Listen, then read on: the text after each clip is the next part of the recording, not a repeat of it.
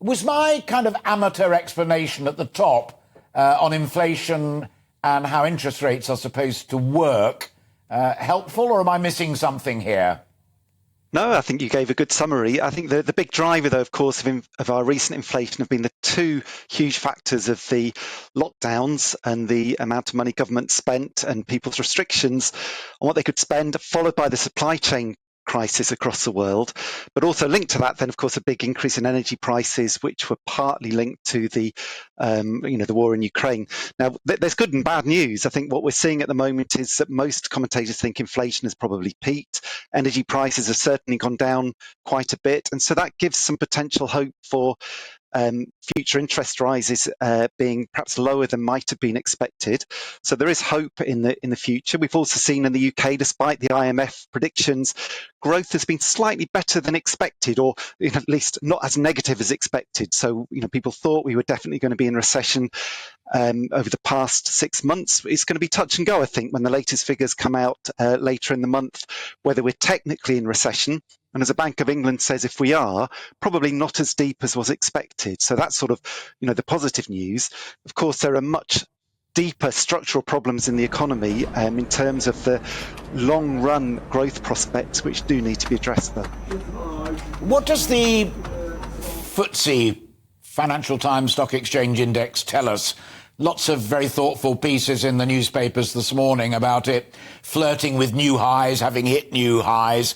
I mean, investors don't muck about with these things. Clearly, they are slightly more optimistic, perhaps, than I am, or you've implied that you are. But for me, the lack of growth, the taking demand out of the economy, as Lettice was just saying, made me, when I listened to Andrew Bailey say, look, I think there probably will be a recession, but I think it may be shorter lived and it may be shallower. I found that literally incredible.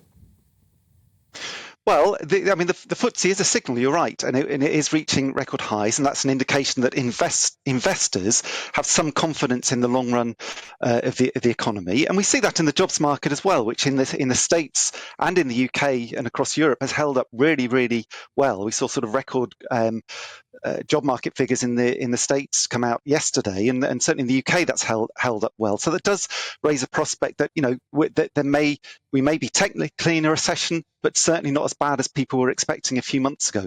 The issue is, how do we move back to longer term growth? And that's where there's more structural problems. And I think one of the things the government has got to get to grips with is, in the short run, now's probably not the time to be increasing taxes. You've got certain sectors of industry, the hospitality sector, the retail sector, which are really on the edge and are looking at things like VAT.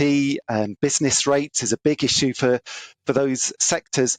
Also, perhaps corporation tax. Sure. Now is probably not the time in the short run to be looking to increase taxes, but in the long run, interesting that Liz Truss really and now Boris Johnson haven't given up on that strategy of saying that now is the time to cut taxes rather than increase the interest rates, because they are seriously concerned about the lack of growth in the economy. Do you believe now is the time to change the mandate for the Bank of England to not only be the defeat of inflation, but also the pursuit of growth?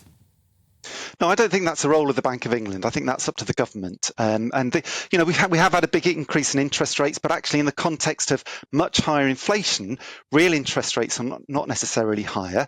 And of course, it can be very difficult for people on mortgages, and mortgage rates have gone up. But it does mean that we're seeing some decreases in house prices, which in the long run may help people get on the bottom of the ladder.